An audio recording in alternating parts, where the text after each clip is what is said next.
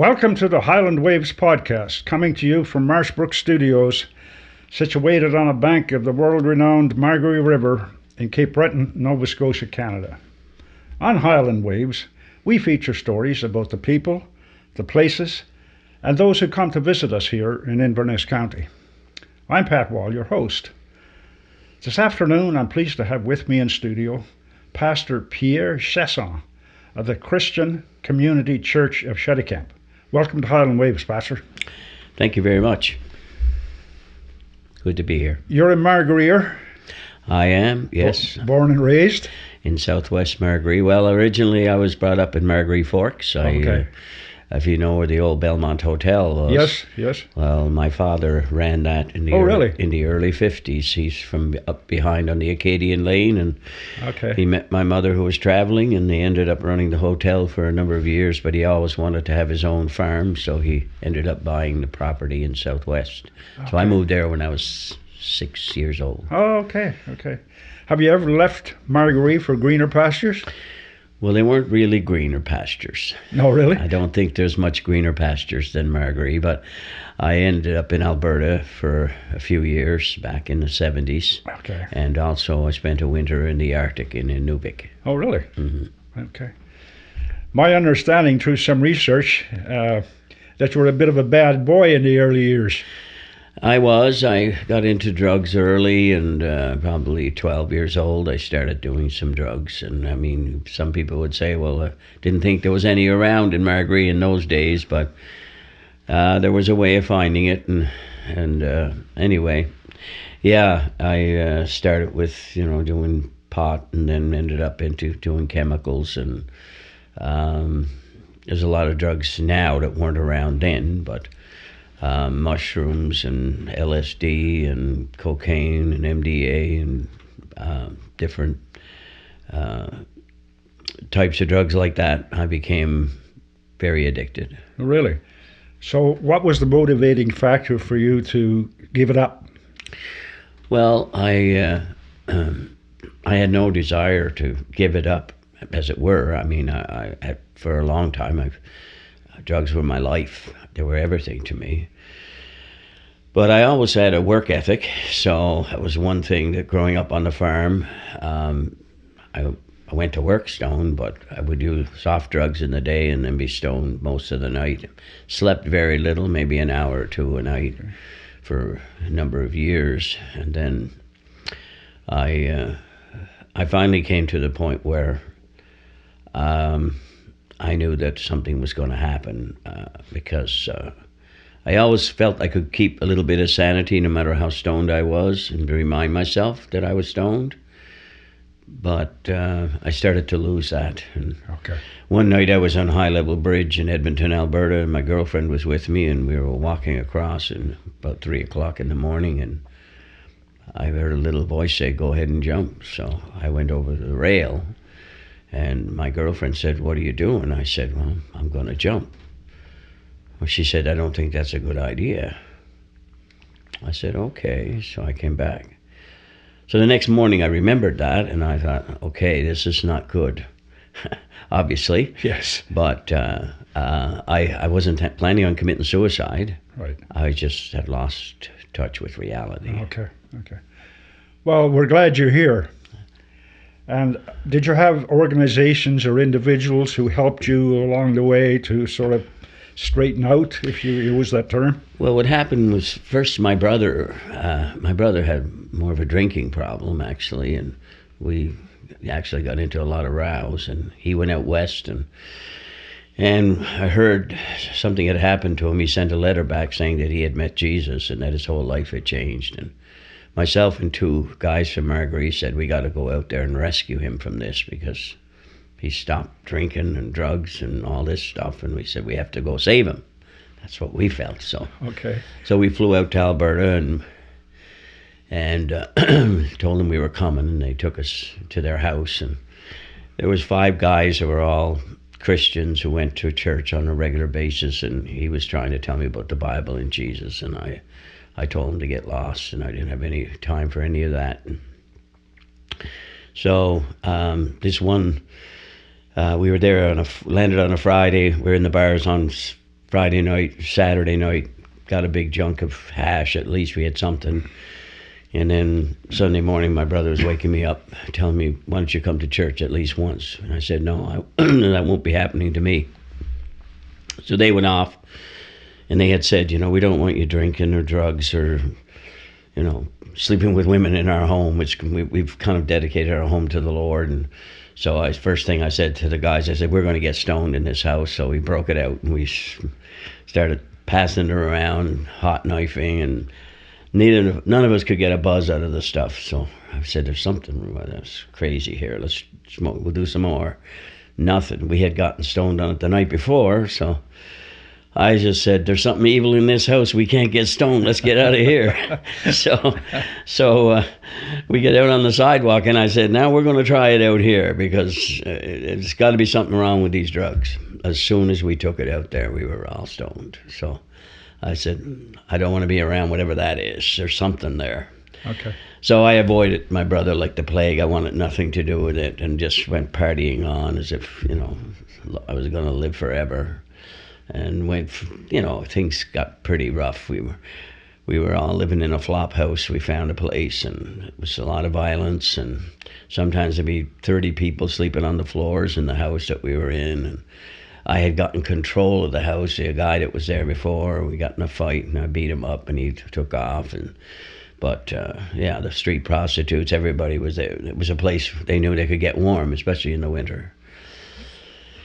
But I ended up getting a job. Like I said, I like to work, so I found a job working for an engineering firm, just pushing gravel. But in the end, they liked my work. I was kind of an anomaly for them. It's all these guys were, had all their engineering degrees and everything, and here was this whacked out hippie. But I could work, and I ended up actually becoming a technician for them, and they wanted to pay my way through engineering school. But at the time, and they offered to fly me around the world doing projects. It was hydrology engineering. But when springtime came, I was going home to Cape Breton. So, okay. But they said, well, when you get back in the fall, we'll hire you back again. So for a couple of years, that's what I did. Okay. But I came home, and then when I drew unemployment, and just went from one rock concert to the other all summer and partied. Okay. Yeah. So how did you get really involved in the church? What was the breaking point there? Well, it came to that point, like I said, when I was up on that bridge, and I started looking for answers and asking people questions, and nobody seemed to be able to satisfy me. I was ready to argue with anybody. I was like very, very vocal atheist. So if I met a street preacher, and sometimes you'd see them in Edmonton in the park or whatever, I would actually get up and argue with them in front of everybody else and tell them these people are nuts. There's no God, So I wasn't what most people would consider a good candidate. But nevertheless, I began to ask, I knew I probably had 6 months to go the way I was going. And I really wasn't thinking of stopping drugs, because I didn't think there was anything any better at the time. So I started just saying, well, I'll see if anybody has a real purpose in life. So I began asking people questions. And I wasn't very shy, so I can remember being on Jasper Avenue, just stopping people and say, excuse me, what do you think the meaning of life is? And some people would look at me and run. Yeah. So it was a little hard to get into conversation. So I'd go to a bus stop where people were waiting for their bus so they couldn't run away. And I'd ask them questions, and they would have, people would give different kinds of answers. And ultimately I'd say, well, what are you going to do? Well, you say, well, my family and good job, and then I'll retire. And then I'll say, well, what's going to happen then? Well, I'll get old. And what's going to happen then? Well, I'll die. Well, I say, well, what's the point? What's the point of anything? Because you're not going to be here anymore. 100 years from now, nobody's going to remember your name. I was kind of a depressing person to be around. But I felt like there was no purpose. There's no point to anything. So that carried over when I was stoned, and my friends would come over, and they would say, well, let's do this. And I'd say, well, there's no point. There's no point. So I was very depressing to be around, and they all just kind of disappeared after a while, and I was left with my girlfriend, and it was driving her nuts. And she was in the same party mode as I was at the time. But she took out a Bible one day, and she took it out and threw it on the table. She said, "If you want to know, why don't you look in there?" And I said, "I'm not reading that book." I threw it in the corner. She said, "Well, if you want to know." 2 days later, I said, "Okay, I'm going to pick this up, and I'm going to prove that this stuff is garbage, that there is Jesus. If there was a man named Jesus, which I didn't even believe there was, he was garbage. It was all garbage." So I opened it up, and I said, "How come there's red writing in this book?" Because I had never opened a Bible before. She said, "Even I know that." She said, "Jesus' words are in red." So I started reading his words. Well, I was all prepared to pick a hole into everything that was written, but I became impressed at least with what was written, no matter if I didn't know who wrote it. And the more I read, the more amazed I became at, this is good stuff. It's good stuff. So rather than, walking the streets and going to the bars until they closed all night long, I drop some LSD, have a case of beer, and read the Bible all night. Now, I know some people say that's not a very good combination, but that's where I was at. Oh, yeah. And so I would read. When I was a kid, I was a prolific reader. I would read a book a night, or sometimes even 2 books in the night. I used to have a flashlight and read. And so, but once I became, really into the drugs, the reading stopped. So the more I read, the more fascinated I became with what the words of Jesus, and the more investigative I was about it, trying to find out, where's the validity of this? And the more I studied it, the more I realized, hey, this is not some fly-by-night situation here. And I became more and more convicted till, well, it was one other incident when I was in a room with 3 guys, and we had taken too much. I had eaten a whole bag of magic mushrooms, and I had dropped 2 or 3 hits of LSD, and then I did some MDA, and a bunch of coke, and I knew I was dying because I was blacking out and coming back. And 2 other guys in the room we're having a good time, and the other fellow said, "Yeah." And then the words came in my mind as clear as crystal: Jesus has a better way. Jesus has a better way. And the power of the drugs was gone, and I was angry. I said, I'm trying to get away from this. I don't want this. Because I remember I read something in the Bible. I can't even remember what it was, but it was like, if you're going to believe in Jesus, your life is going to change. And I wasn't ready for that, so I threw it away. And I said, no, I'm not going to read that anymore. But that's when the real torture started. I couldn't get away from him. It felt like he was chasing me.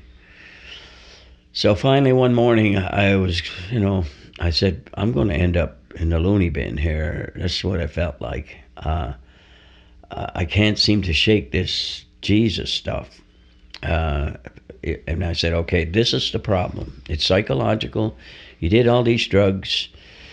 You happen to pick up a book. It will happen to be the Bible, and now we're spinning in your head, and it's a mental, psychological problem. There is no God. There is no Jesus who's chasing me. So I said, I got this beat. Well, I went to work that morning, and I was on the north side of Edmonton, drove down to work, and I even took a street where there was a scripture sign because I couldn't take it before. It was like, it would bother me. So I said, that's a figment of my imagination. God is not chasing me. I'm cool. Went to work, and partway through the day, I had the back door open, went out, got some stuff, brought it in. Anyway, a guy drove up next door to drop off lumber next door. It was a rural warehousing. He didn't work there. He was just making a delivery, and he dropped off whatever he did, and he come in my open door in the back. He said, excuse me, you have the time? I said, yeah, so I gave it to him. So he said, do you have a pen and a piece of paper? Yeah. So he wrote something on it, and he handed it to me. And he said, anytime you want to talk about Jesus, here's my address and phone number. And I mean, that was the very morning I said, there's no way God's chasing me. So I said to him, "What are you doing here? Where did you come from?" He said, "Well, I'm a Christian." And he said, "When I saw you, I felt the Spirit of God tell me, go talk to him." So he said, "Here I am." So I cursed at him. I told him he was nuts, get lost, etc., etc. And he went out the door. I'm sure he thought, man, I got my wires crossed. Anyway, I had that piece of paper in my hand. I ripped it up. I threw it in a trash can, and I yelled out. I was in the lab by myself. I said, "Who are you, and what do you want anyway?" So after that, I had to take something seriously. There was some supernatural things happening. There's no way that happened by chance. The odds would be phenomenal. So I went back to the Bible. I picked it up and I started reading it again. And within 3 days, I had never watched TV series, preachers, none of that stuff. It was all on my own. I just kind of sat down and I said, what I need is Jesus Christ in my life. So I just got on my knees by my bed and I accepted. Really? I just said, Lord, come into my life.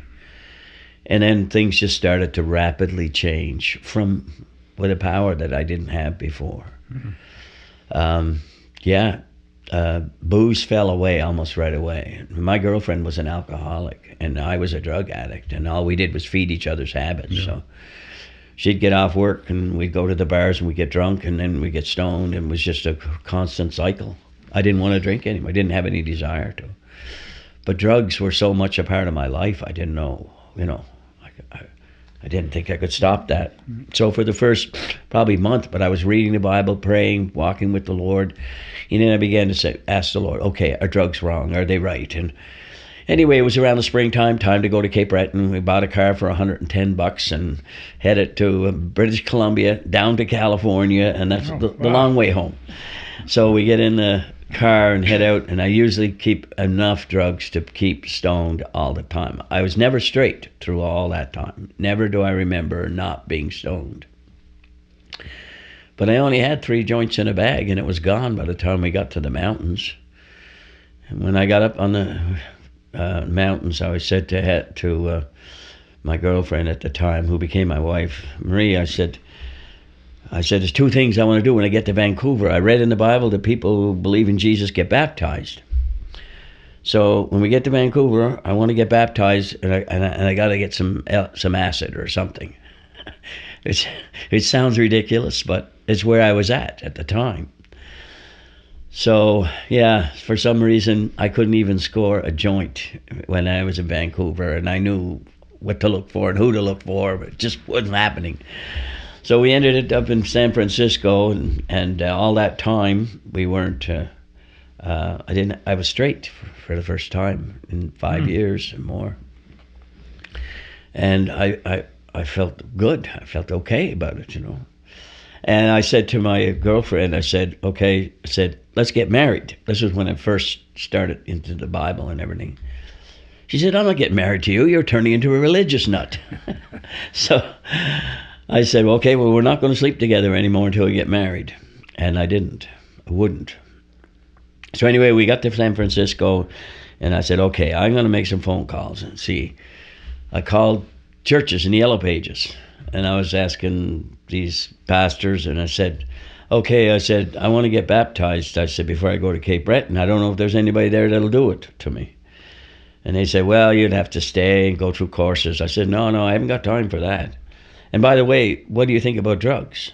Are they good or are they bad? I'm talking about illicit drugs. Yes. So, well, it was California. I found some that said it was the best thing you could take, right? Of course. Yeah. Anyway, we ended up going to a fairground, and I did go down on Polk Street in Frisco, and I got 3 hits of LSD because I thought, well, maybe it's okay. So I did 3 hits of California Sunshine, and so did she. And as soon as I got stoned, I had no idea how much peace God had brought into my life that suddenly just whoosh, was gone. Yeah. I couldn't wait to get off it, and I never had a desire after that. Isn't that amazing? That's quite a journey. Yeah. What you became a pastor eventually? I did, yeah. When I moved home here, I didn't know where to go, what to do. I kind of went to the church I was originally brought up with, and I moved around a bit looking. I was just exploring, trying to find a place where where I could identify with what was happening to me. And I ended up at the little Baptist church in Margaree Valley, and got to know the pastor there, and yeah, we were on the same wavelength. So I ended up being baptized and ended up becoming involved in ministry. I had a passion. I wanted people to know the Lord. I don't want people to become either this denomination or that one. That's not my point. It's to have a personal relationship with God, because I know what He can do for them. And so I really rapidly grew in that direction. I took courses and whatever, and I ended up in full-time ministry. But that was in 1978, and we were married in 1980. My girlfriend went back out west, and I went out for a bit, and we ended up getting married in 1980. And by the time 82, 83, I was working in the woods home here. Okay. My father had the farm, but I was working in the woods for someone. But I was also teaching like a home Bible study in Middle River, one in Inverness and Cheticamp and different places.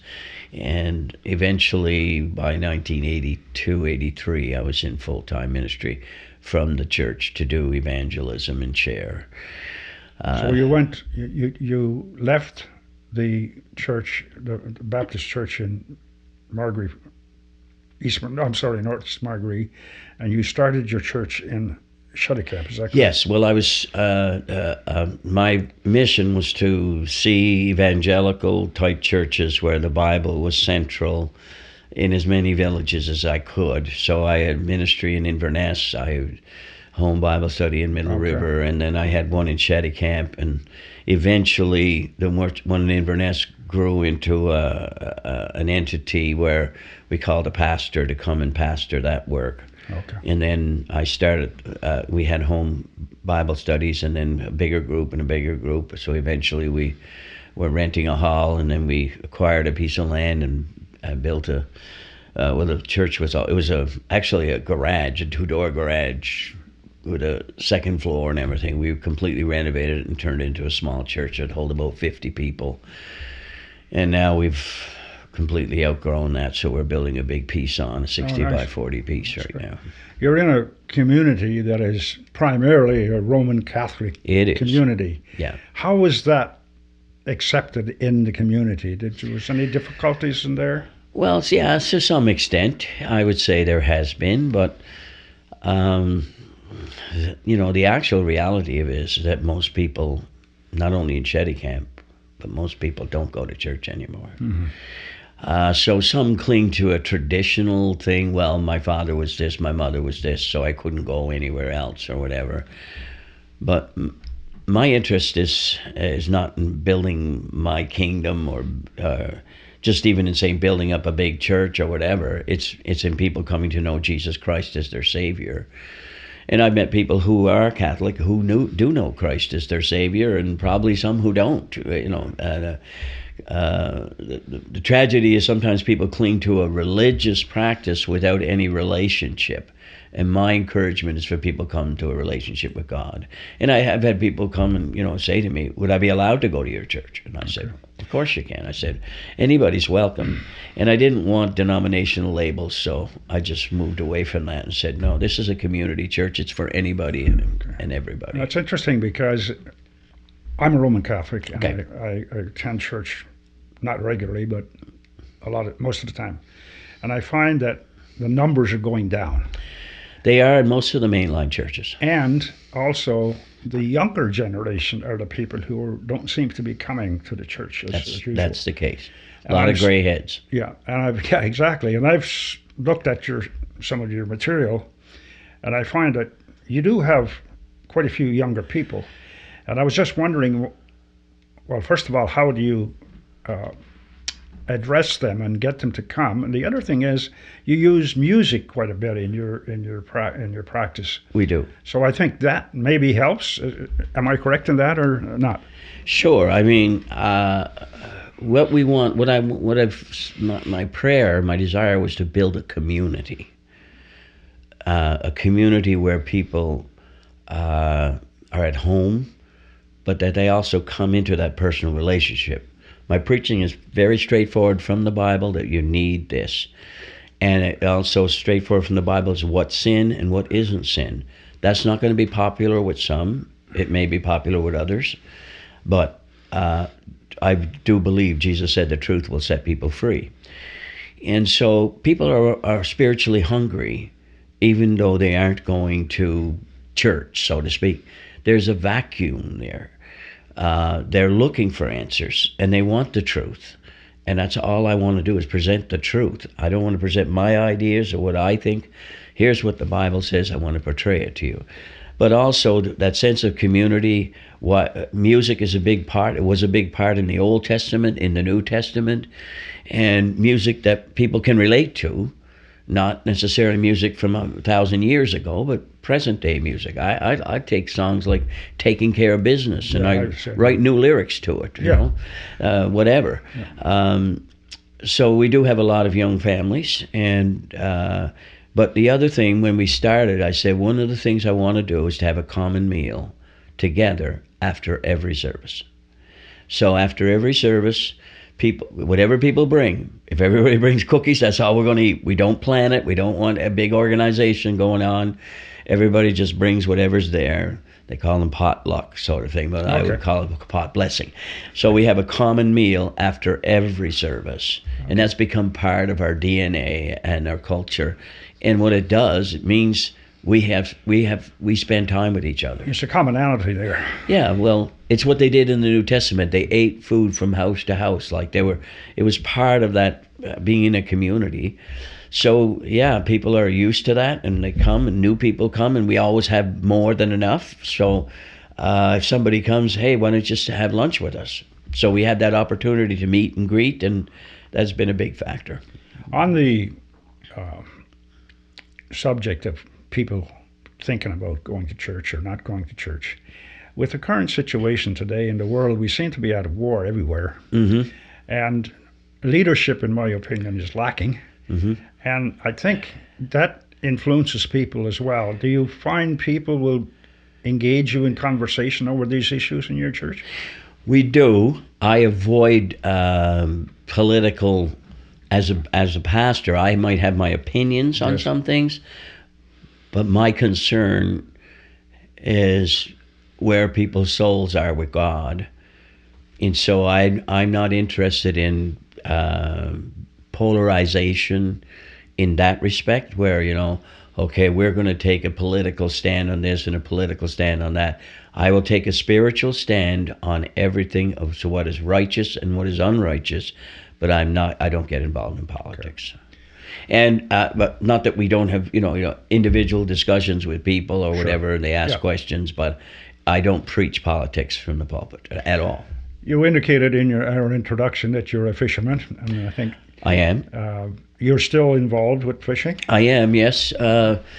Always. Well, once my father passed away, I bought the farm for my mother. She moved back down to Clare, where she was from originally. And so I was fishing, farming, lumbering, and preaching. Mm-hmm.